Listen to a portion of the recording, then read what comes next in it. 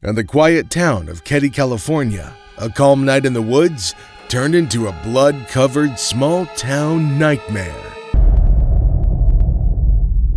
On April 12, 1981, Glenna Sue Sharp and 5 of her children peacefully slept in cabin number 28. What followed was not just a tragic crime, but a tangled web of conspiracies and cover-ups that have shrouded the truth in darkness.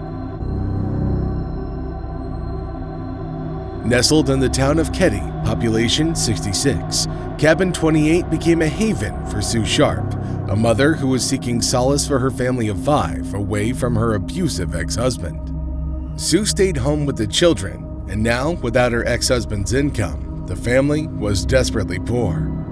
But despite this, they were attempting to make the most out of their new life in the woods. Sue had high hopes for the future. The family was finally settling into the small rural community, making friends and finding joy again. This was all shattered by the brutal acts that took that future away from them.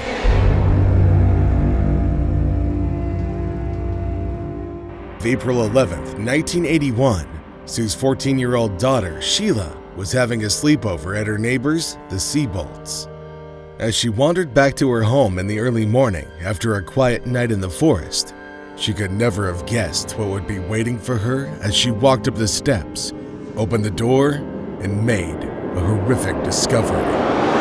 Her home had been transformed into a brutal crime scene.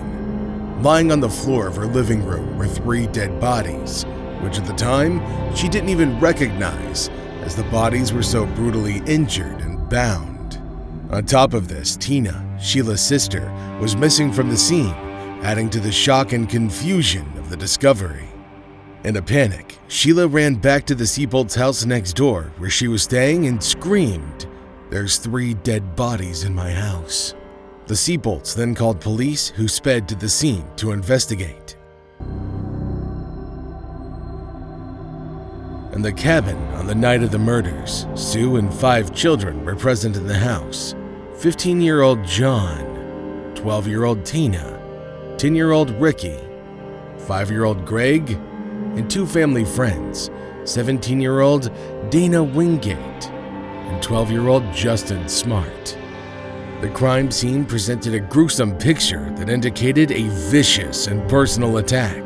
The 3 bodies discovered by Sue's 14-year-old daughter Sheila were bound with medical tape and electrical cords, suggesting that they'd been restrained and possibly tortured before being killed.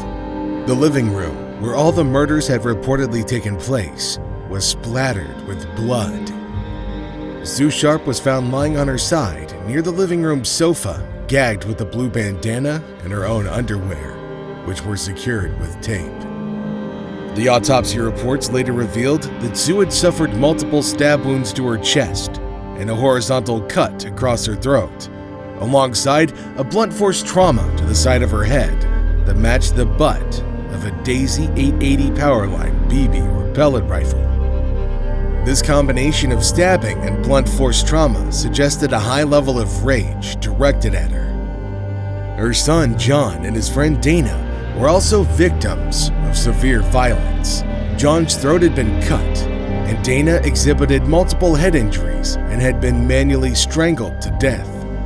The brutality inflicted on both young men, involving both stabbing and blunt force trauma, indicated that the assailant or assailants had not only intended to kill, but to inflict maximum harm before death.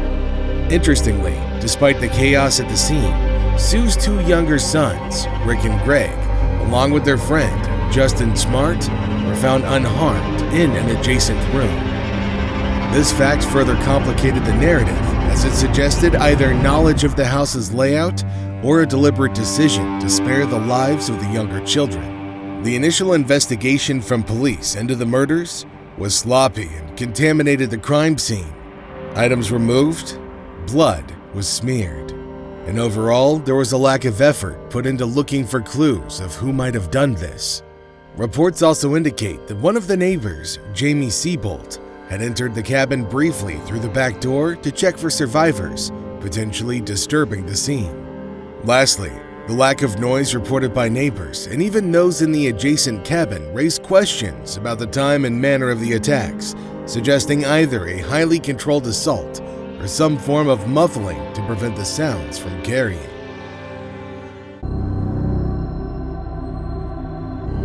The brutal murders sent shockwaves through Keddie, shattering the illusion of safety. Fear, suspicion, and wild speculation gripped the residents as the reality of the horror that had occurred amongst them began to sink in. As the investigation dragged on, initial leads dried up.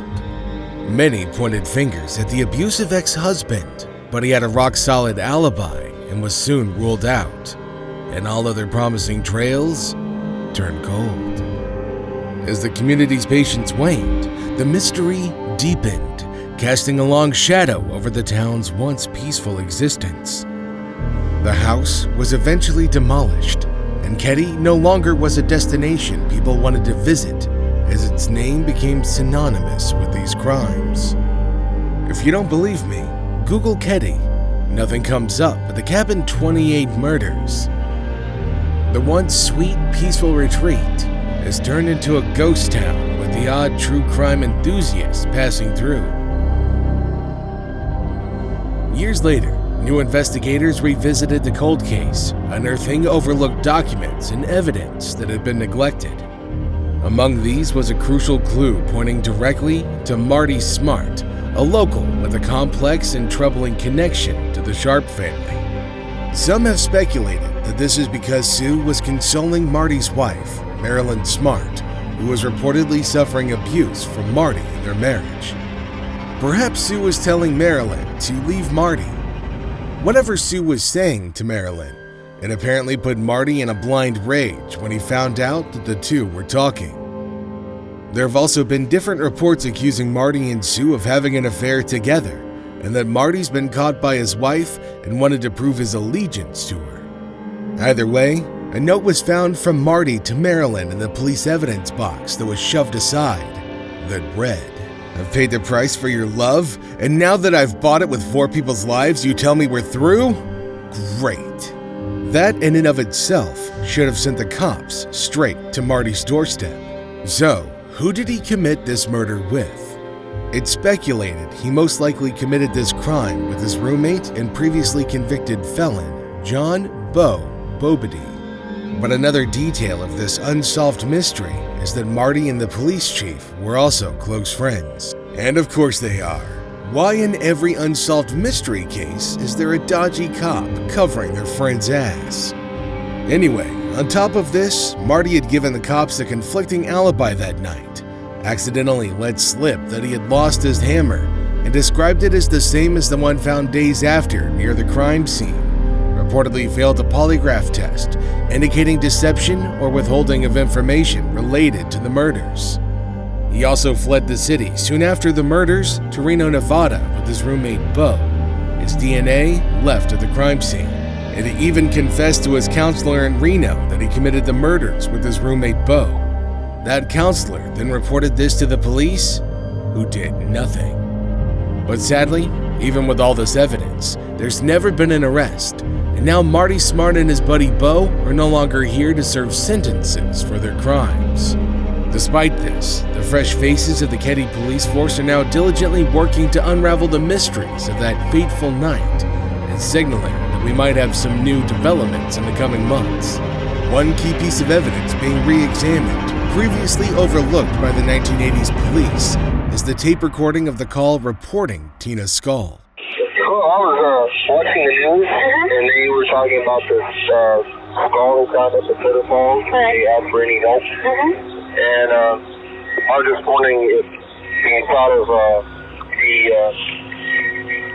murder up in Keddie, up in Swift County a couple years ago, where a 12-year-old girl was never found. With advances in technology, they can now match this voice with their database, raising hopes for significant developments in the near future. What do you think happened in Cabin 28? Do you agree with us that Marty Smart and Bo were the perpetrators of this horrific crime? Let us know in the comments below, And don't forget to subscribe to get the latest true crime videos straight to your subscription box. We'll catch you in the next one. Until then, stay engaged, stay aware, and stay safe.